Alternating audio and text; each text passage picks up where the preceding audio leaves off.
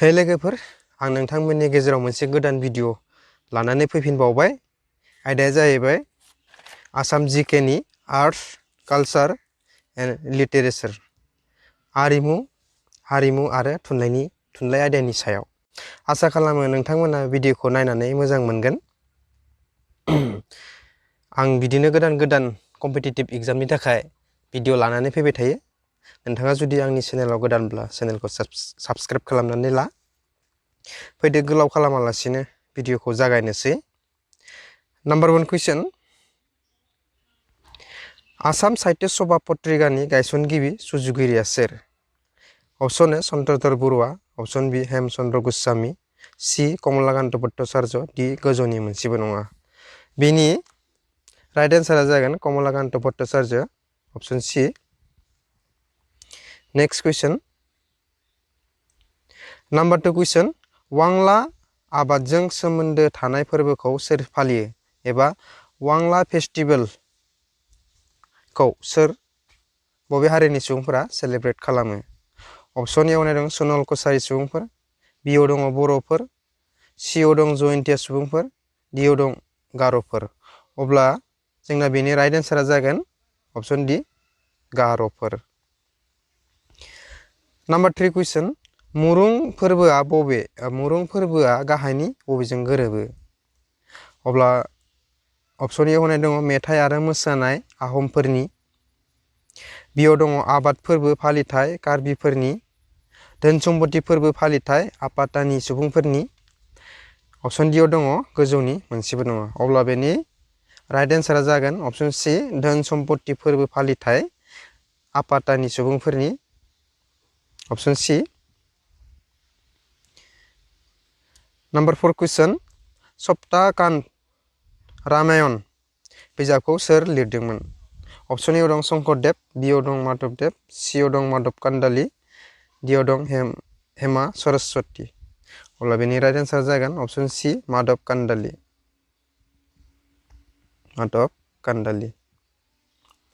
Number 5 कुइसन। बर' हारिनि सुबुंफोरा आलासिखौ बरायनायाव मान बावनो थाखाय गाहायनि बबेखौ बाहायो?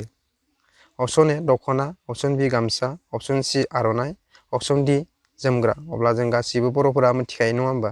जों आलासि फैनायाव आलासिखौ जों माजों बरायो? आर'नाइजों, अपशन सी। नाम्बार 6 कुइसन। उमासल अन्थाइ दन्दर एबा रक केभआ बबेयाव दं? अपशन ए दं गवालपारा, बी दं तेजपुर, सी दं जरहाट, डी दं गुवाहाटी। अब्ला बेनि राइट एन्सारा जागोन अपशन डी गुवाहाटीआव। बबेयाव दं? उमासल हाजोआव।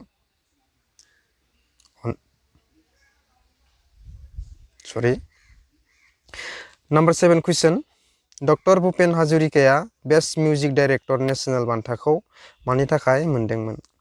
एबा मा फिल्मनि थाखाय मोनदोंमोन? सिनेमानि थाखाय। अब्ला अपशन ए दङ मन प्रजापति, अपशन बी दङ सामेली मेमसाब, अपशन सी दङ मेरा धर्म मेरा मा, अपशन डी दङ गोजौनि मोनसेबो दङ। अब्ला बेनि कारेक्ट एन्सारा जागोन सामेली मेमसाब, अपशन बी। नाम्बार 8 कुइसन। सोरखौ अग्नि कवि होनना मोनथिनाय जायो? अपशन दङ चन्द्रधर बरुवा, बी दङ हेमचन्द्र गोस्वामी, सी दङ कमलाकान्त भट्टाचार्य, डी दङ मोनसेबो नङा। अब्ला बेनि कारेक्ट एन्सारा जागोन option C Kamalakanta Bhattacharya. 9 number question. आसामनि बबे हारिनि सुबुंफोरा दख'नाखौ गानो? एयाव दङ कछारी राजबंसि, बियाव दङ बर', सीआव दङ राभा, डीआव दङ डिमासा। अब्ला बेनि राइट एन्सारा जागोन अपशन बी बर'फोर। जों गासिबो मिथियो बर'फोरा दख'नाखौ गानो। नाम्बार 10 कुइसन। भाविया खुगा मेथाइया गाहायनि बबेजों गोरोबोबा बबे हारिनि? एयाव दङ आहम सुबुंफोरनि, बेयाव दङ कछारी राजबंसिफोरनि, सीआव दङ तिवाफोरनि, डीआव दङ दिउरिफोरनि। अब्ला बेनि राइट एन्सारा जागोन कछारी राजबंसिफोरनि, अपशन बी। थिग बिदिनो आरोबाव गोबां भिडिअ नायनो थाखाय आंनि डिसक्रिपसनखौ चेक खालामनो हागोन। आं डिसक्रिपसनाव माखासे भिडिअफोरनि लिंकखौ होनानै दोनदों। नोंथाङा डिसक्रिपसनाव थांनानै नायनो हागोन। माखासे रिजनिं जेनेरेल नलेजनि सायाव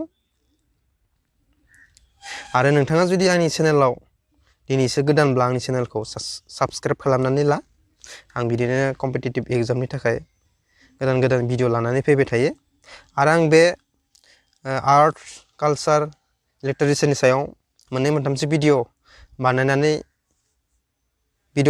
लाबोगोन नोंथाङा चेनेलखौ साबस्क्राइब खालामनानै ला नाम्बार 11 कुइसन बुसु फोरबोखौ बबे हारियाव फालियो अपसन ए सरनिया अपसन बि आव दङ कार्बि अपसन सि आव दङ बर' अपसन डि आव दङ डिमासा अब्ला बेनि राइट एन्सारा जागोन अपसन डि डिमासाफोरा बुसु फोरबोखौ फालियो एबा बुसु फोरबोखौ फेस्टिभेलखौ सेलेब्रेट खालामो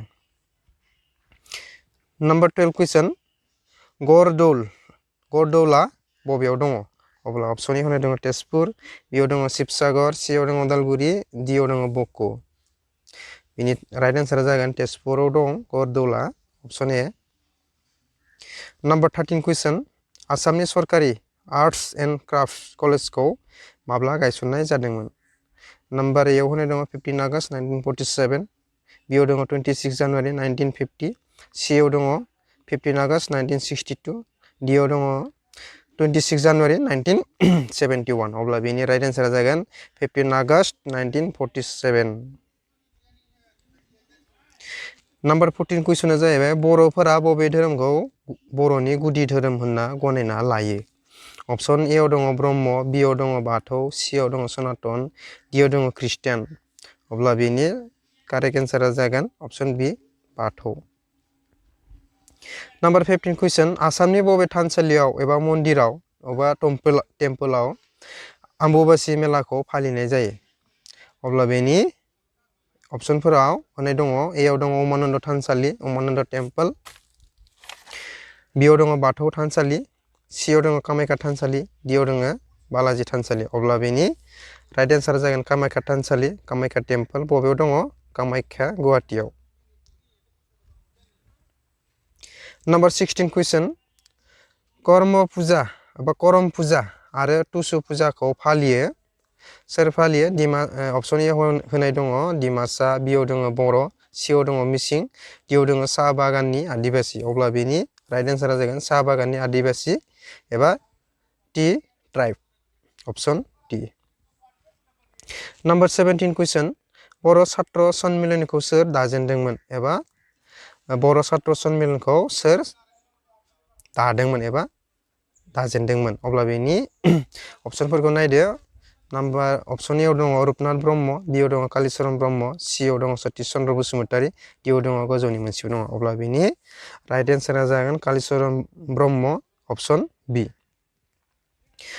नाम्बार 18 कुइसन गुमराग मोसानाया बबे हारिनि मुंदांखा अब्ला बे अपसनाव नायदो अपसन ए आव दङ डिमासा बि आव दङ गार' सि आव दङ मिसिं डि आव दङ कार्बि अब्ला बेनि राइट एन्सारा जागोन मिसिं अपसन सि गुमराग मोसानाया मिसिंफोरनि मुंदांखा 19 नाम्बार कुइसनाव दङ आलि आइ लिगां आबाद फोरबोखौ फालियो माने मा होनदों आलि आइ लिगां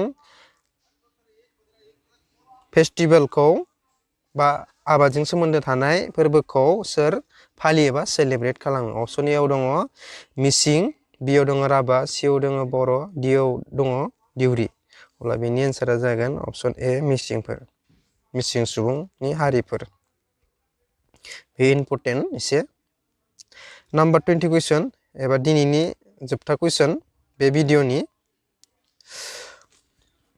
बाइखु फोरबोखौ फालियो एबा बाइखु फेस्टिभेलखौ सेलेब्रेट खालामो ए आव दङ बर'फोर बि आव दङ राभाफोर सि आव दङ कार्बिफोर डि आव दङ टिवाफोर अब्ला बेनि राइट एन्सारा जागोन राभाफोर अब्ला नोंथाङा आंनि भिडिअखौ नायनानै मोजां मोनबाय जानो हागौ आसा खालामो नोंथाङा आंनि भिडिअखौ मोजां मोनगोन थिग बिदिनो बे आयदानि सायाव आं मोननै मोनथामसो भिडिअ लानानै फैगोन नोंथाङा आंनि चेनेलखौ साबस्क्राइब खालामनानै ला आरो भिडिअखौ मोजां मोनदोंब्ला लाइक खालाम शेयार खालाम आरो नोंथांमोना माबायदि भिडिअ लाबोजानो लुगैयो कमेन्ट बक्सआव कमेन्ट खालामनानै बुंबानो जाबाय आं बिदिनो गोदान गोदान भिडिअ नोंथांमोननि सेराव लानानै फैबाय थागोन दिनैनि भिडिअआ एसेनोसै